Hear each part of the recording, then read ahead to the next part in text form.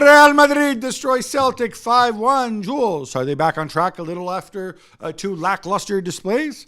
And how excited did you get in minute 63 when that bald guy in the number 9 shirt came on? What's his name?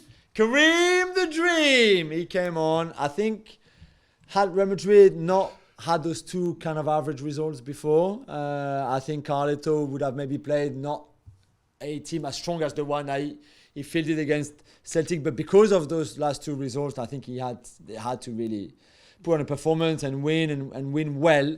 That's why it was such a strong team, really, and they just blew them apart. I mean, I like Celtic. We like Ange, of course, but yeah, this was one-sided completely. Porto. I like how when you call Postecoglou by his Christian name. Well, yeah, because I think he'll probably call himself Ange. Ange, I know, but yeah. Porto beat Atletico Madrid 2-1 to top Group B. Gab, few would have expected this a month ago or so when Sergio Conceição and his family were being assaulted and threatened by some angry Porto supporters. Yeah, obviously 2 defeats in this group. The car was surrounded. I think one of his kids ended up being injured. They were pelted with debris and stuff.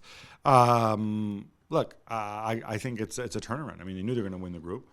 I think it's a credit to the resilience of this team. I mean, this group was kind of all over the place in terms of results, but onwards and upwards for them. As for Atleti, it's an humiliation. It is a humiliation. 1 win in a group like this with Bruges, Bayer Leverkusen, and Porto. Porto, Bayer really? Leverkusen sacked their manager. Yeah, it's I think a rethink is required. I think and I don't know that it's necessary that Simeone needs to leave, but I think there has to be some clarity. I think so much of this club's business and the way it's operated thus far has been, how can I say this nicely, agent-driven. Yeah. And it's like, let's keep adding new players regardless, and then Cholo will figure out where they fit. Now, some players do not fit, and I don't think they should be there. I'm with you. Manchester City beat Sevilla 3-1 in one of the many dead rubbers on the day. Jules, I want to ask you about Julián Álvarez. Did he show you enough that he can be an effective plan B up front? So this was good. He was not good against Leicester at the weekend, starting on his own up front, replacing Haaland. This was better against a team.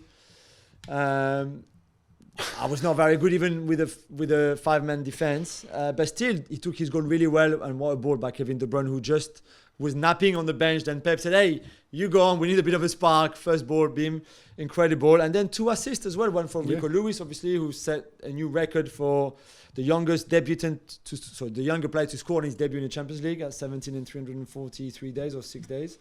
But yeah, better from Alvarez. He needs more time to adapt to Pep philosophy and everything, of course. But those games, I think, will boost his confidence. Yeah, I'm not sure that he's a center forward. Yeah, center forward. He might be better of a second striker, but, maybe. No fairy tale for Shakhtar Donetsk. They needed to beat Leipzig in Warsaw, but they fell 4-0 down. Gab, they leave a legacy, and obviously we will see them in the Europa League. Yeah, and then you can talk about Mikhailo Mudryk again. Yeah, they leave a legacy. This is pretty incredible. People forget, Donetsk are from Donetsk. The people of Donetsk have now very voluntarily voted to be annexed by Russia. No, obviously not. No. But they haven't actually played in the Donbass arena, I think, since 2014, April 2014. Like Mark Ogden was out there. He did a story on this. They obviously lost all their players in the summer because of the war. They got to go, they've been playing in Kiev and Lviv over the years. It's a tremendous story. And the way they came together, the way they got those results.